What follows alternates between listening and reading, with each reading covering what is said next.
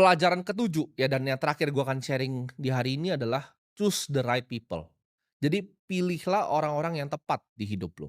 Gue kadang nggak milih orang cuman berdasarkan skill, tapi gue lihat orang ini punya value-nya apa, apakah sama value-nya sama gue atau enggak. Apakah orang ini loyal atau enggak sama gue.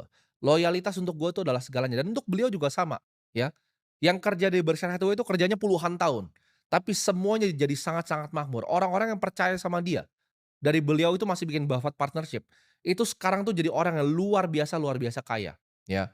Mau dari cleaning lady-nya, orang tukang bersih-bersihnya, sampai yang bantuin dia investasi.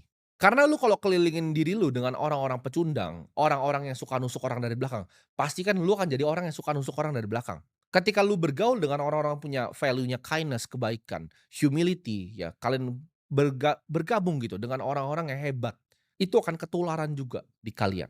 Gue banyak meremehkan ini ketika gue masih muda, gue pikir nggak apa lah yang penting punya skill, tapi gue sadar di situ. Gue sadar untuk akhirnya, oke, gue harus pilih partner yang tepat, gue harus pilih karyawan yang tepat.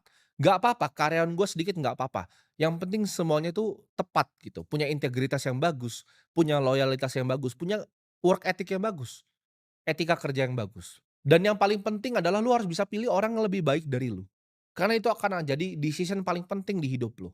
Siapa yang lu kelilingi diri lu, ya, lu kelilingi sama yang orang sama-sama mau berkembang, lu akan jadi orang yang berkembang.